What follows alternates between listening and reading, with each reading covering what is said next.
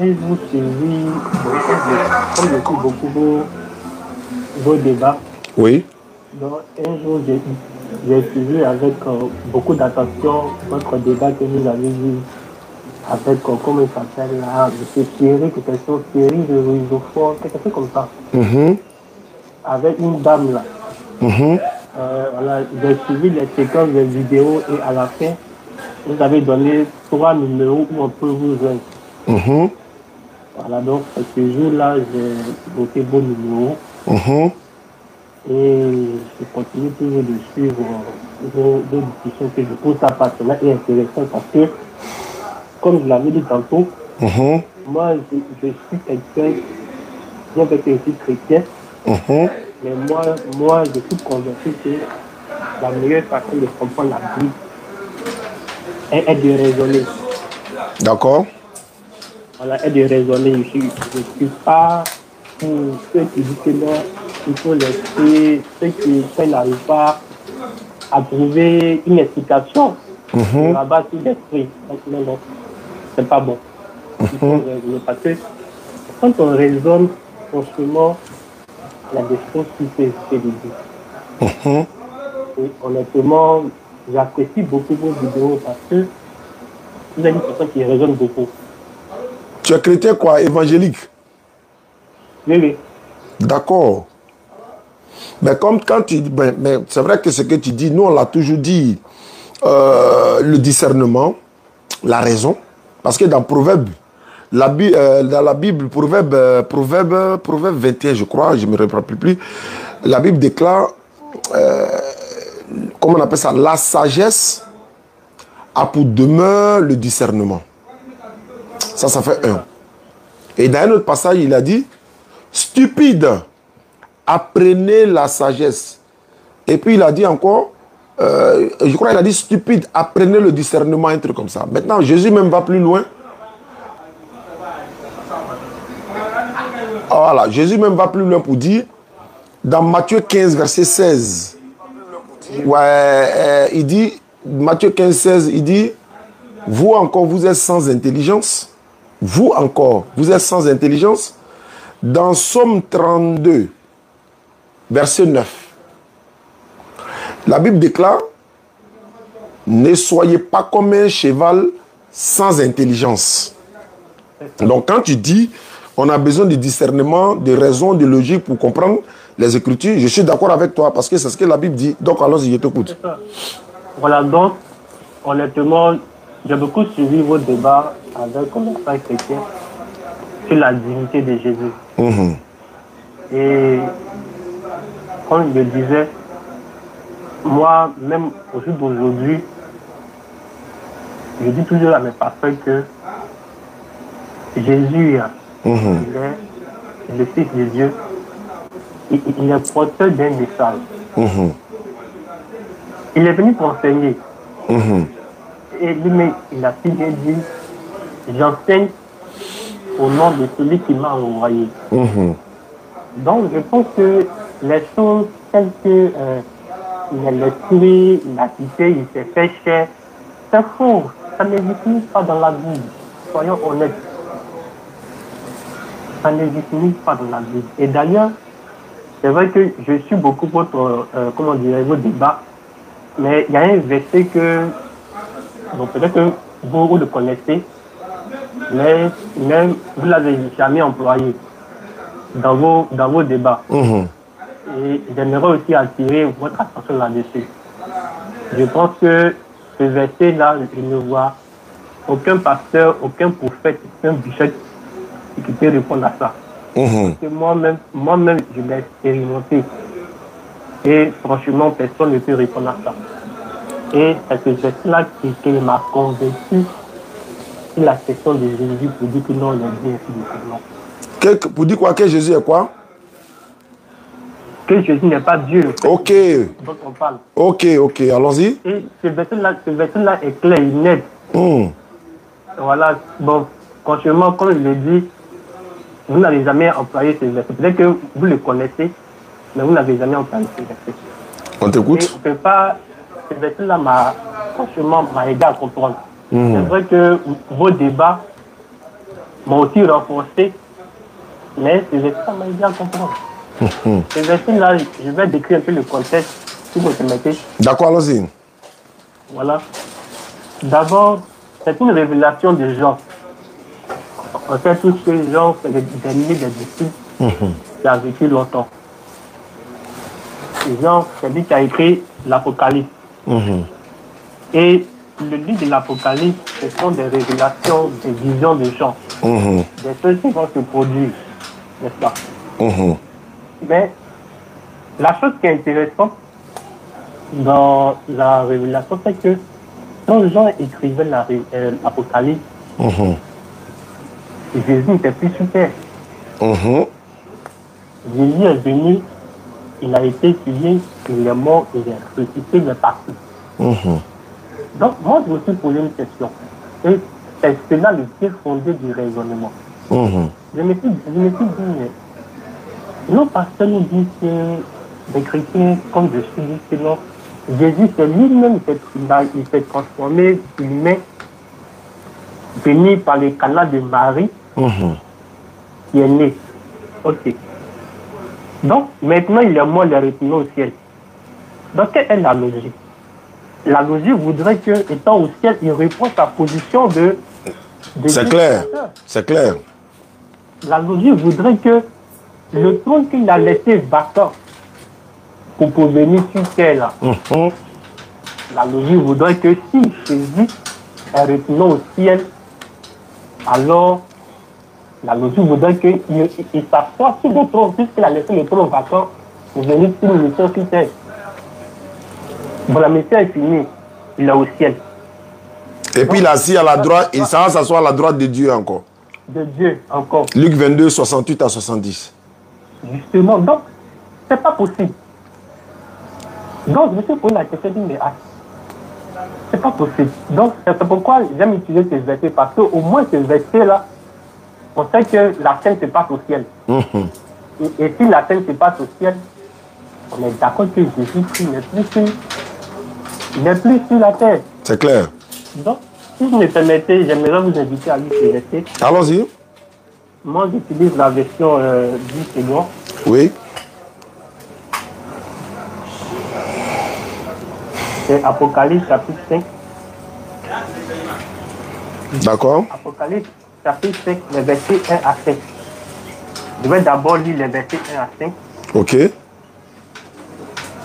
Donc, puis, je vis dans la main droite de celui qui est assis sur le trône un livre écrit en dedans et dehors, scellé du sept sceaux. Et je vis un ange puissant qui criait d'une voix forte. Qui est digne d'ouvrir les livres et d'en ouvrir les sceaux. Et personne dans le ciel, ni sur terre, ni sur la terre, ne peut ouvrir les livres et le regarder. Et je pleurais beaucoup de ce que personne ne peut trouver digne d'ouvrir le livre et de le regarder. Le verset 5. Et l'un des vieillards me dit, ne pleure point, voici le lion de la tribu de Juda, le rejeton de David, a vaincu pour ouvrir le livre et ses sept sceaux. On peut lire le verset 7, on peut couper le verset 6 tranquillement. On peut lire le verset 7. Il dit, il vint, c'est-à-dire le lion de la tribu de Juda, qui est le rejeton de David, il vint et il prit le livre de la main de la droite de celui qui est assis sur le trône. Honnêtement, monsieur Diani, quand j'ai découvert ce verset, je me suis posé trois questions. Je me suis dit d'abord où se déroule la scène. La scène se déroule au ciel, c'est une vision que les gens rapportent dans l'Apocalypse. Au moment où Jean écrivait, est-ce que Jésus était encore sur terre? Non. Donc la scène se déroule au ciel. Mais Jean dit que personne ne peut s'approcher de celui qui est assis sur le trône. C'est ce que le verset dit. Après, le veillard dit non, il y a quelqu'un qui est jugé digne de s'approcher. Donc, On dit que c'est le lion de la tribu de Judas. C'est lui qui peut s'approcher de celui qui est assis sur le trône. Donc, la deuxième question, c'est qui est le lion de la tribu de Judas? Le ressuscitant de David. C'est bel et bien Jésus-Christ, n'est-ce pas? Bon, la dernière question. Donc, si c'est Jésus-Christ, alors qui est assis sur le trône? Question. Aucun pasteur, aucun prophète jusqu'à aujourd'hui ne m'a pu donner la réponse. Moi qui suis chrétien, je vous le dis. Parce que là, la scène se passe au ciel. Donc, Jésus n'est plus sur la terre pour dire que non, il s'est transformé. Non, la scène se passe au ciel. Donc, il n'y a pas assez de non, il s'est fait humain, il s'est fait chair. Non. Là, la scène se passe au ciel. Donc, quand j'ai compris ces esprits, honnêtement, la question sur la divinité de Jésus, pour moi, était clos, honnêtement. Oui. Pour moi, c'était clos. Mais j'ai tenu ce soir vous en parler parce que, comme je le disais, je suis beaucoup au débat et ce verset ne ressort pas. Oui, d'accord. Je vais essayer de répondre à ça rapidement. Au fait, Alhamdulillah, Rabbil Alamin, wa salatu wa salam ala Rasulillah. La louange est Allah qui est le Seigneur de l'univers, que la paix et la miséricorde d'Allah sur Muhammad sallallahu alayhi wa sallam, ainsi que sa famille, ses compagnons et tous les prophètes. Ce que je veux dire, vous savez, nous sommes dans un domaine qu'on appelle l'interreligieux. Et on n'utilise pas des versets parce qu'il faut les utiliser. Il faut utiliser chaque verset dans un contexte bien précis ou encore chaque verset en fonction des questions posées à l'interlocuteur d'en face. On a tellement d'arguments dans la Bible pour démontrer que Jésus-Christ n'est pas Dieu, jusqu'à aller même toucher l'Apocalypse, le verset que tu as dit là. Ce verset-là existe bel et bien.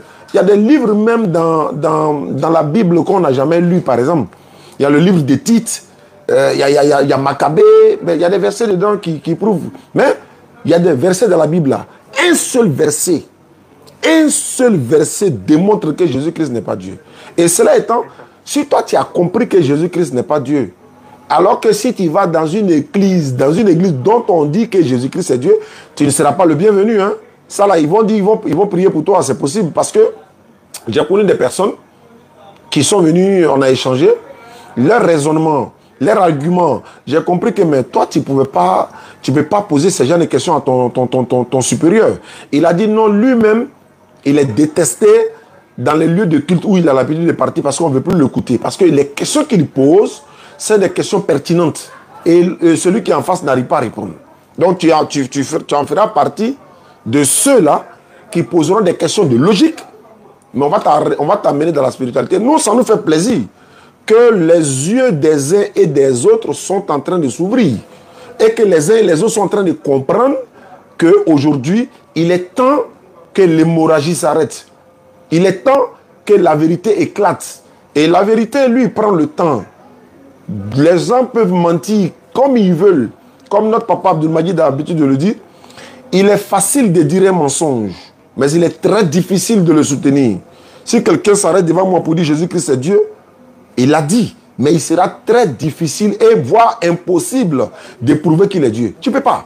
Parce que tu vas donner un verset dans la Bible, je vais te donner un verset de Jésus-Christ qui va te neutraliser tout de suite. Tu vas donner un autre verset, je t'enverrai un verset plus lourd que celle-là qui va te neutraliser. C'est quasi impossible. Ceux qui essayent d'aller sur ce chemin pour prouver qu'il est Dieu, etc. Bon, je disais à un pasteur récemment, il dit, mais tu caches un intérêt matériel. C'est pour ça, les gens commencent à dire maintenant, voilà, restez dans le Coran, ne lisez pas la Bible, restez dans vos livres, laissez notre livre. Nous, on souhaite que vous lisez le Coran. Et certains ne veulent pas que nous, on lit la Bible. C'est qu'ils cachent quelque chose. Nous, musulmans, nous souhaitons que tous les chrétiens, bouddhistes, athées, vous achetez le Coran et que vous lisez. C'est notre souhait. 1. Quand vous allez lire le Coran. 2. Vous allez comprendre des choses dans le Coran. Ce qu'on vous a enseigné et ce qui est dans le Coran sera deux choses différentes. Certains ont essayé de falsifier le Coran. Ils ont lu le Coran. Parce qu'il faut lire la totalité d'abord avant de voir où il faut introduire l'erreur. Mais quand ils ont lu la totalité du Coran, le Coran les a convertis en islam, ils sont devenus musulmans. Mais tu ne pourras pas. Donc il faut te rallier. Mais aujourd'hui, malgré que toi tu sais que Jésus-Christ n'est pas Dieu et que tu es d'accord qu'il n'est pas Dieu, mais peut-être que tu n'es pas prêt à devenir musulman. Peut-être qu'il y a des choses qui peuvent t'empêcher.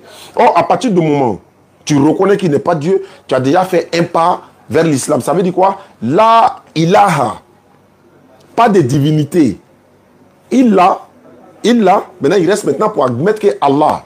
La ilaha. Pas de divinité. Tu dis que Jésus-Christ n'est pas Dieu, tu es en train de confirmer Jean 17, verset 3. Jésus-Christ a dit, la vie éternelle, c'est de connaître que toi, le seul vrai Dieu, me reconnaître comme son envoyé. Aujourd'hui, si tu reconnais Jésus-Christ comme son envoyé, donc tu dis qu'il n'est pas Dieu, c'est vrai, c'est la Bible qui le dit. Les témoins de Jéhovah sont parmi les chrétiens qui proclament haut et fort que Jésus-Christ n'est pas Dieu. Et parmi les chrétiens qui sont proches des musulmans, d'après notre analyse, ce sont les témoins de Jéhovah. Parce qu'ils ne croient pas que Jésus soit Dieu. Nous, avec les témoins de Jéhovah, sur la base de quoi nous pouvons débattre, c'est sur certains versets bibliques qu'ils ont coupés. Également, ils ont dit que Jésus est le Fils de Dieu. Là encore, on peut débattre. Là, on peut débattre. À ce propos-là. Je vous en prie. À ce propos-là, effectivement, moi, il y a des cousins qui sont témoins de Jéhovah. Ok. Voilà. Donc, j'ai eu aussi à échanger avec eux sur les versets qui ont été coupés. Et ils m'ont dit des choses que j'ai trouvées quand même honnêtes. Que je vais vous le partager si vous voulez. Allons-y, frère. Il m'a dit que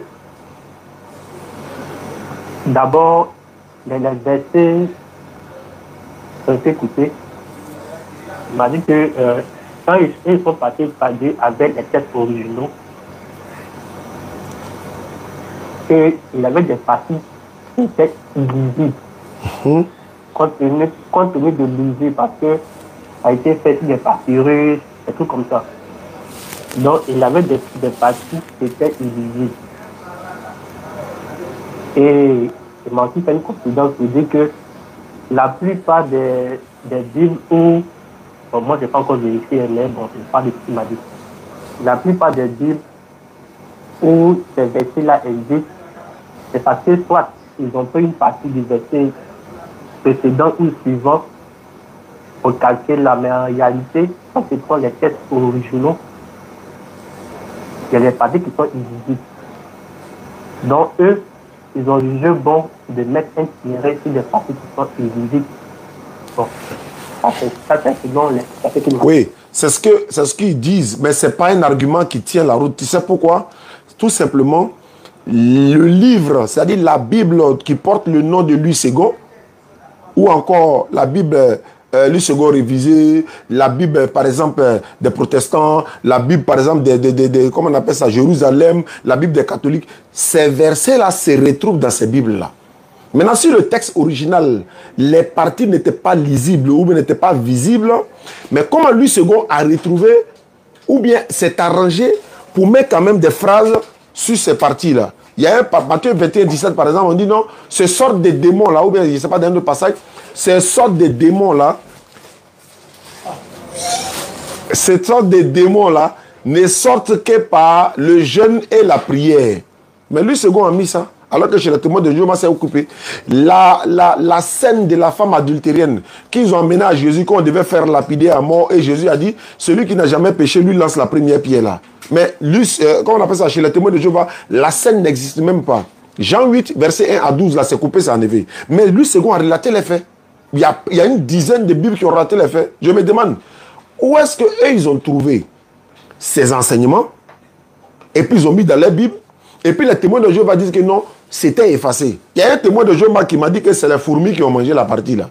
Mais à qui nous devons croire maintenant? Et tout ça, ce sont des avantages pour les musulmans. Tout ça, ce sont des arguments qu'on donne aux musulmans. Si vous étiez tous dans la vérité là, vous allez être tous unanimes sur un seul Coran comme les musulmans. 114 sourates, 6236 versets et 7 manières de lire le Coran. Hein? Il y a 30 juz, il y a 60 hizb. Donc, il y en a, c'est comme ça, c'est départagé. Maintenant, ce qu'il y a à dire, c'est que nous, notre Coran qu'on lit en Côte d'Ivoire, c'est le même Coran qu'on lit en Indonésie. C'est le même Coran qu'on lit en Amérique. Quand il lit la verset, regarde par exemple, je vais aller plus loin. Lorsque le pasteur Jimmy Chouagad est venu faire débat avec notre papa, notre grand-père, j'allais dire Ahmed Didat Raïmoula. Jimmy Chouagad a débattu avec Ahmed Didat. Ça, c'est un. Ils ont parlé de la Bible est-elle la parole de Dieu. Ça, c'est un. Deuxièmement, avant le débat avec Jimmy Chouagad, il avait débattu avec Anish Choroch, un Palestinien, arabe, etc. Donc, il avait débattu avec Anish Choroch. Anish Choroch est venu avec une Bible à la lettre rouge de la version du roi James. Et quand il a donné ça à Ahmed Didat, il a dit non, chez nous, on ne va pas chez quelqu'un sans lui apporter un cadeau. Et il a apporté le cadeau là, mais c'était une bombe. La Bible à la lettre rouge, tous les propos de Jésus-Christ sont écrits en rouge. C'est un avantage pour les musulmans. C'est dans cette Bible-là, Ahmed Didat a prouvé que Jean 3,16, car Dieu a tant aimé le monde, qu'il a donné son Fils unique, afin que quiconque croit en lui ne périsse pas, mais elle la vie éternelle ne venait pas de Jésus. Il y a des tonnes et des tonnes de versions, disons des paroles dans la Bible, dans la lettre rouge, qui ne sont pas de Jésus. Mais ça a été un service à la communauté musulmane. Donc il a utilisé ça contre les chrétiens. Donc la Bible des témoins de Jéhovah, j'ai là. La Bible révisée de Louis II, dans Jean 8, 40, là-bas, il est dit que Jésus dit, moi, un homme qui vous a dit la vérité que j'ai entendue de Dieu. Mais dans la version 1910 de Louis II, le mot moi, un homme est enlevé. Mais qui a enlevé? Qui a retranché? Qui a ajouté? Apocalypse 22, 18 dit, malheur à celui qui retranche la parole de Dieu ou qui ajoute que la malédiction de Dieu soit sur lui.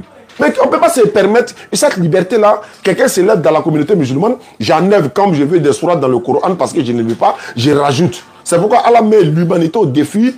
Si vous pouvez produire quelque chose de semblable à ce Coran, produisez-le. Même si vous vous soutenez les uns les autres, appelez les génies, soutenez-vous, vous ne pouvez pas produire quelque chose de semblable au Coran là. Depuis 2000 ans, le défi est là, relevé.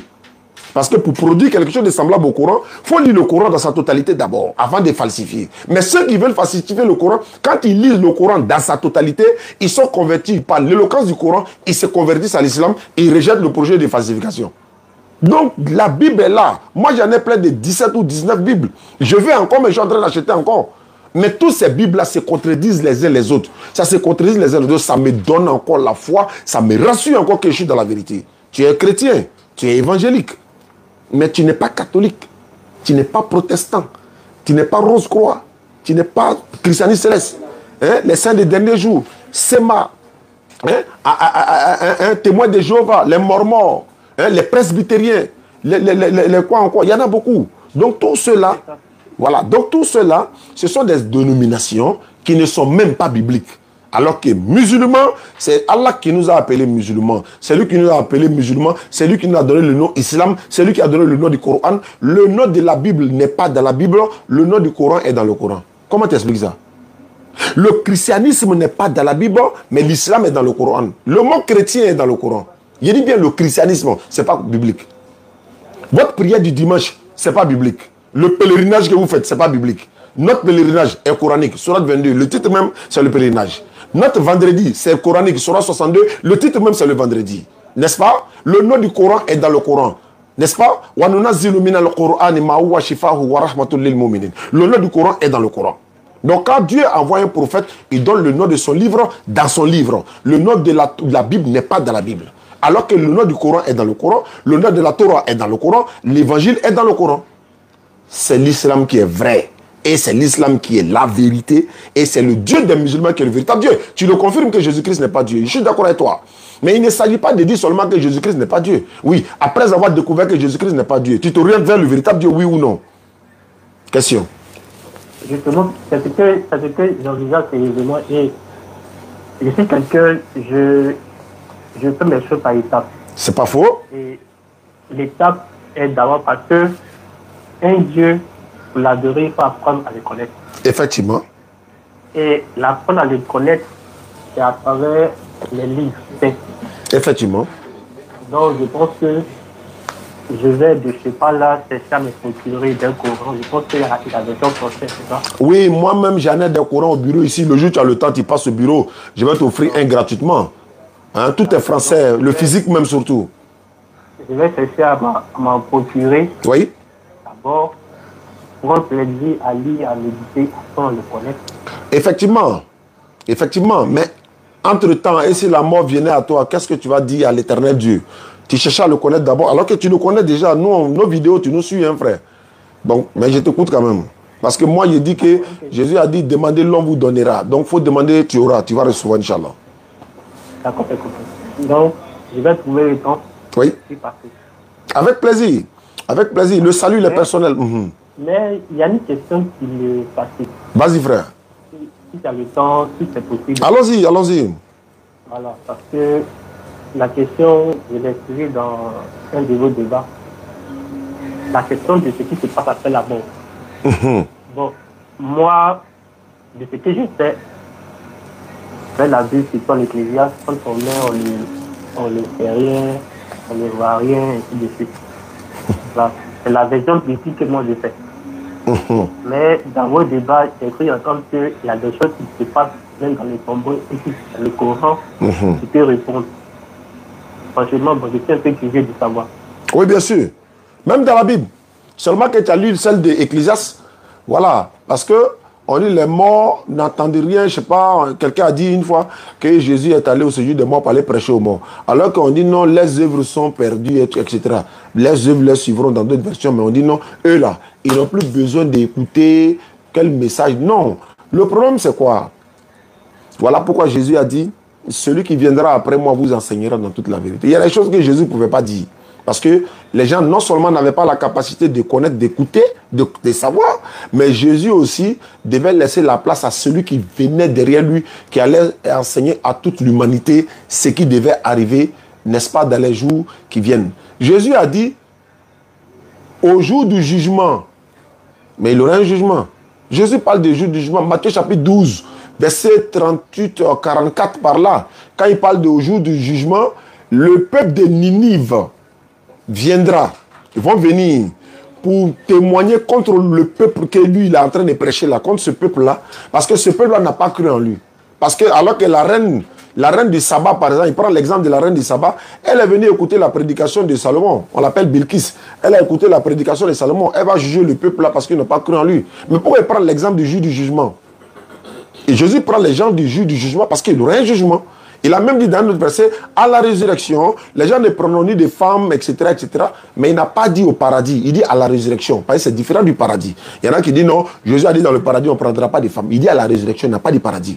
D'accord. Donc cela étant, le Coran nous enseigne, parce que les 6 piliers de foi, la résurrection fait partie. De croire à la résurrection. Si on est mort là, on va ressusciter. Frère, quand on dort chaque nuit, ceux à qui l'Éternel Dieu fait grâce là, il les fait revenir à la vie.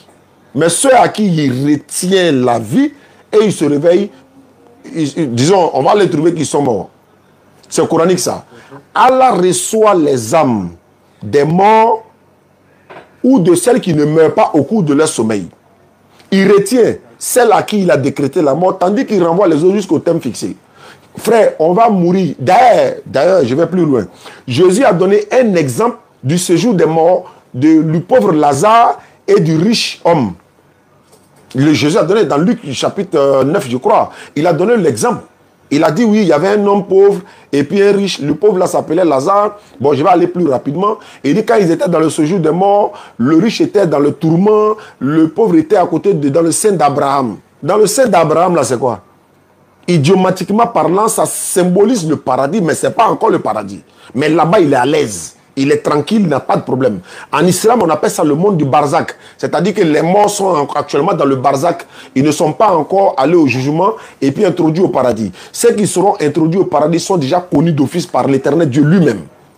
Maintenant, ceux qui iront en enfer, c'est coranique et c'est biblique. Il a dit, ceux qui vont suivre la voie de Satan, ils vont aller en enfer. Ceux qui vont obéir aux prescriptions de l'Éternel Dieu, ils iront au paradis. Il a dit dans le Coran, celui qui fait un bien, ce fils du poids d'un atome, il le verra. Il le verra où?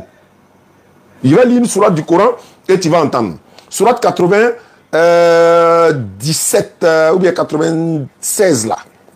Je vais dire ça parce que ça parle de la secousse, non? Voilà. La secousse, Zilzala. Sourate 99. Voilà. Tu vas comprendre un peu. Quand tu vas prendre le Coran, quand on va t'offrir le Coran, tu vas essayer de lire ces sourates-là.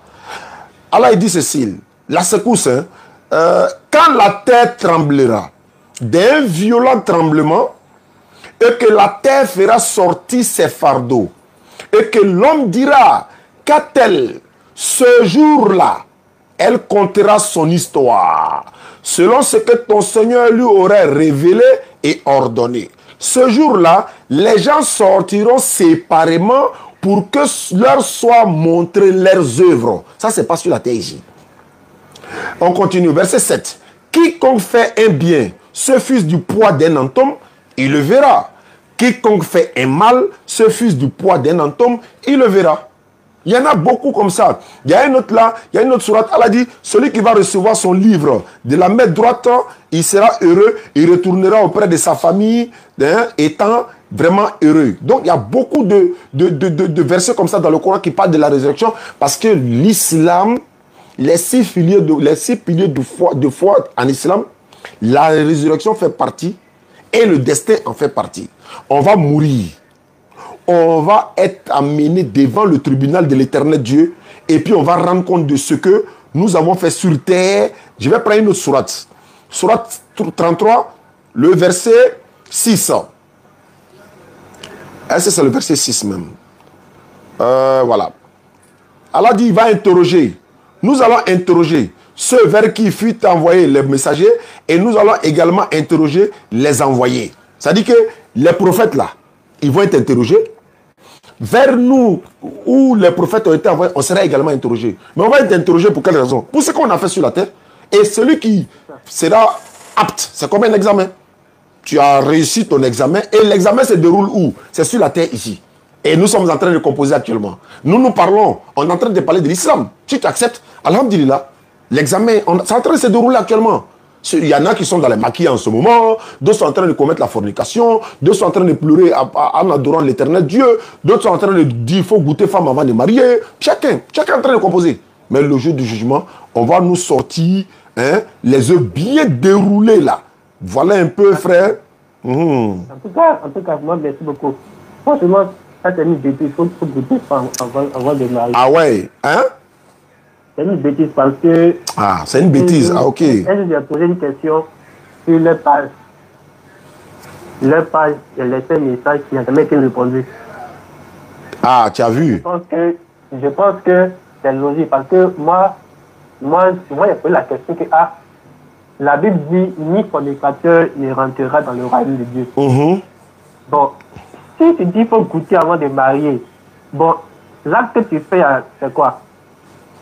Ah. C'est la fornication. C'est ça.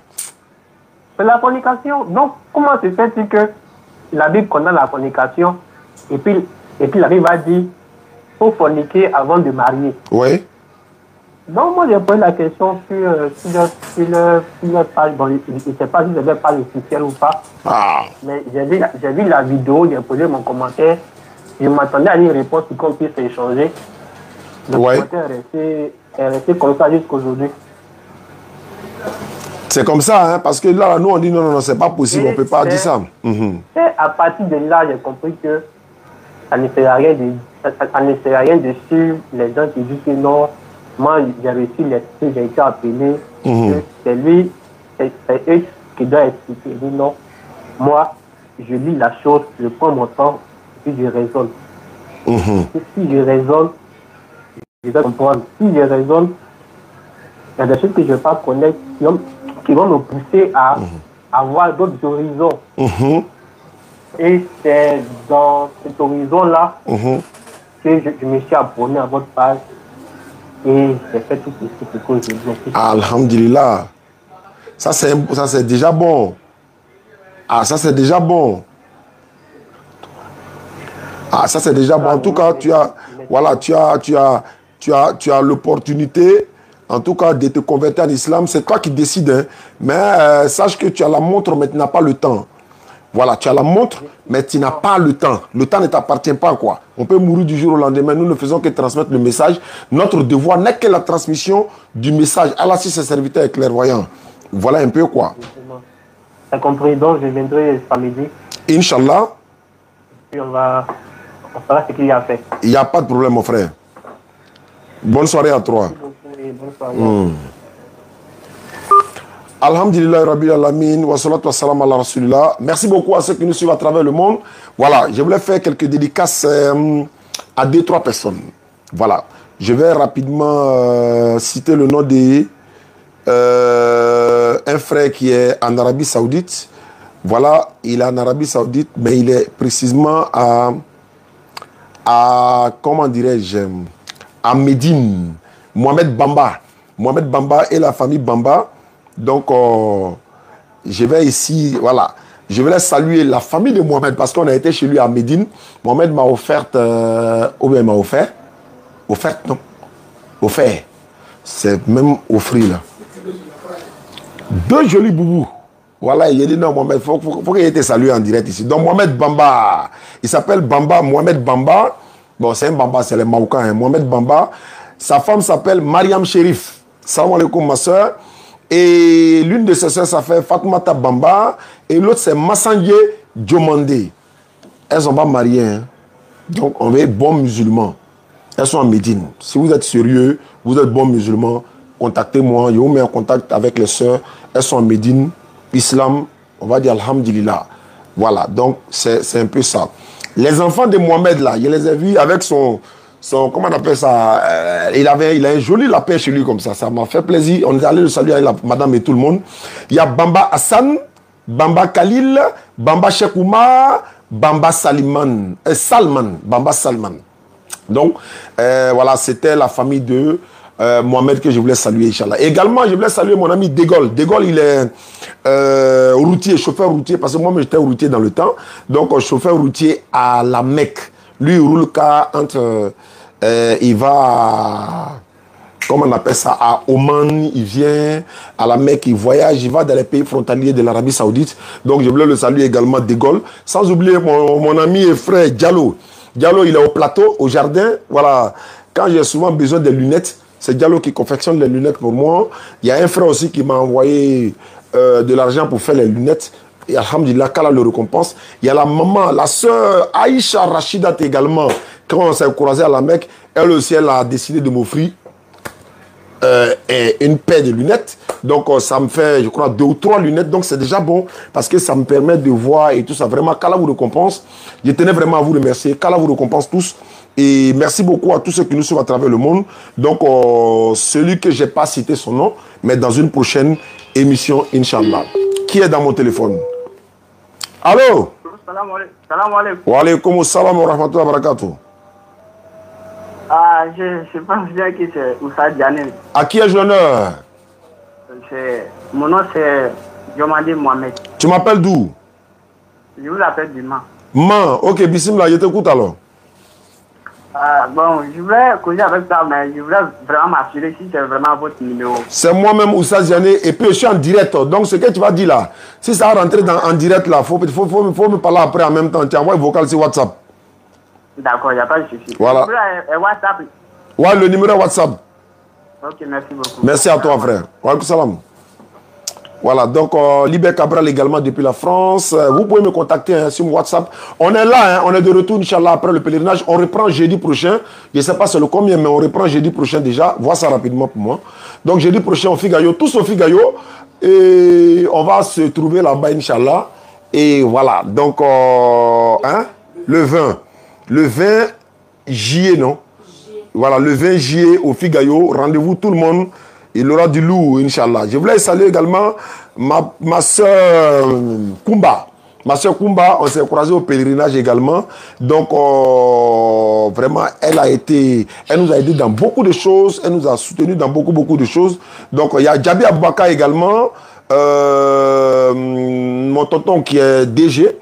Voilà. Et puis, il y a Djabi qui est aussi en Arabie Saoudite là-bas. C'est un grand frère à nous.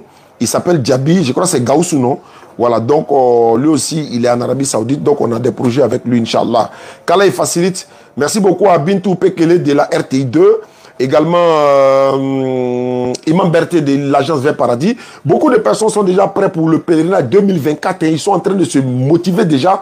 Donc vous pouvez nous contacter déjà et puis commencer à réserver hein, 07 47 32 04 55 plus 225 07 47 32 04 55. Envoyez les messages sur WhatsApp. On va vous répondre par la grâce d'Allah. Merci beaucoup à vous. On va se retrouver dans une prochaine émission. Et j'ai le représentant de la DDR à Londres qui m'a envoyé un message aujourd'hui. Il a dit il y a une grande maison qui se trouve à Londres, je crois au centre de Londres.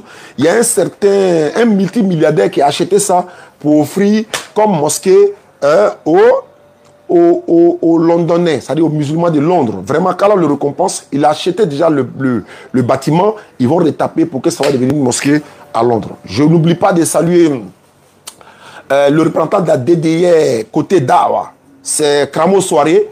Vous allez voir sur sa page, vous tapez DDR de Londres ou encore DDR de l'Angleterre, c'est Kramo Soirée. Abonnez-vous, c'est lui qui est le représentant de la DDR côté Dawa. Mais Doumbia, lui, il est le président. Et Faisal du côté du Bénin. Voilà, collectif DDR Bénin.